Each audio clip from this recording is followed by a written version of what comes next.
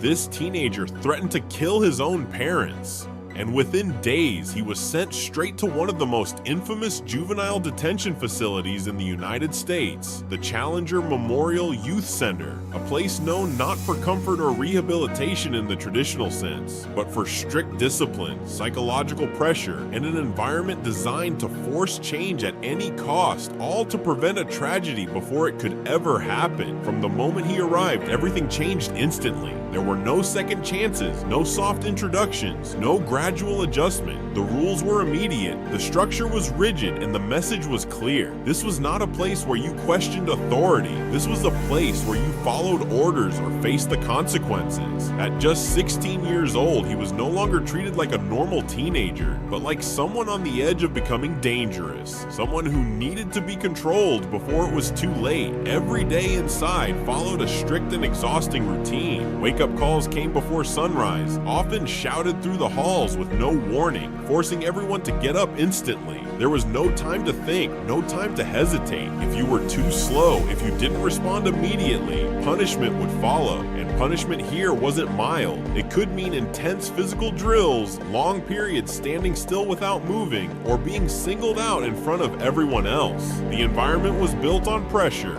constant shouting from staff, constant correction, every movement observed, every mistake pointed out. Even something as small as the way you stood, the way you walked, or the way you looked at someone could lead to consequences. Over time, this created a constant state of tension, where every second felt controlled and every action felt judged. And then there were the physical punishments that many former inmates still talk about years later. Some describe being forced into freezing cold showers or even ice baths, used as a form of discipline.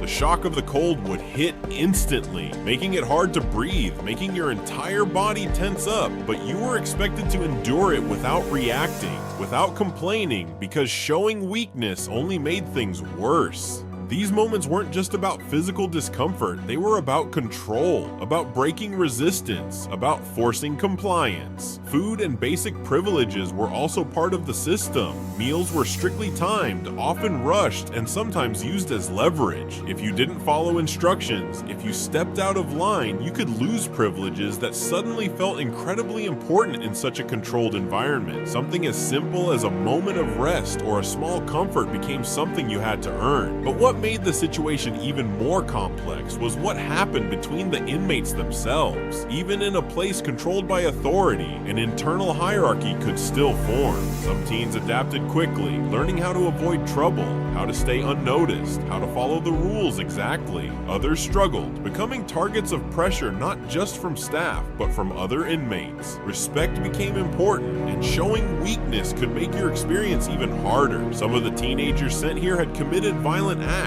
Others had repeated offenses that led them deeper into the system. And some, like the boy at the beginning, were sent as a preventive measure because authorities believed something serious could happen if they didn't intervene. But once inside, those differences didn't matter much. Everyone was subjected to the same system, the same discipline, the same expectations. There are stories from inside that sound almost unreal. Teenagers pushed through hours of exhausting physical exercises, running drills, doing push-ups, repeating movements again and again until their bodies gave out, all under constant supervision. The goal wasn't just fitness, it was obedience. It was about teaching them to follow orders without hesitation, to react instantly, to suppress resistance. And then there was the mental side of it all, being constantly watched, constantly corrected, constantly reminded that you were there because something had gone wrong. For some, this created structure, a sense of discipline they had never experienced before.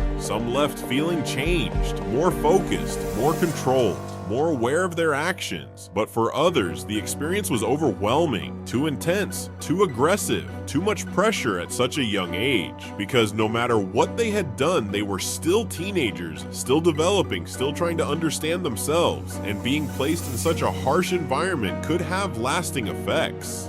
Over the years, there have been controversies surrounding facilities like this, allegations of excessive force, claims that the system sometimes crossed the line from discipline into something harsher. Some former inmates say it helped them turn their lives around. Others say it left them with fear, stress, and memories they can't forget. And that's where the real question begins. Does this kind of extreme discipline actually work? Can fear and pressure truly change someone's path? Or does it simply force them to adapt on the surface, while something deeper remains unresolved? Imagine being 16 years old, taken away from your home, placed into an environment where every second is controlled, where every action is monitored, where every mistake has consequences. There's no escape, no privacy, no moment to truly relax. Every day becomes a test, not just of behavior, but of identity, of who you are and who you might become. Because places like this don't just try to punish behavior, they try to reshape it completely. They try to rebuild discipline from the ground up, using pressure, routine, and control. And that's what makes them so controversial, because the line between helping and harming can become very thin. For the teenager who threatened his parents, this place was meant to stop something terrible before it happened. It was meant to change his direction, to force him onto a different path, to prevent a future that could have ended in tragedy. But whether it truly achieved that goal is something only he can answer, because behind the strict routines, the shouting, the cold punishments, and the constant pressure, there is a bigger question that still doesn't have a clear answer. Can fear really fix someone, or does it just force them to hide who they are? And that is what makes places like this so fascinating and so disturbing at the same time, because they exist in that uncomfortable space between discipline and damage, between control and care, between trying to save someone and possibly breaking them in the process. If this shocked you, don't forget to like and subscribe, and if this gets enough support, I'll be uploading daily content about prisons and their darkest secrets.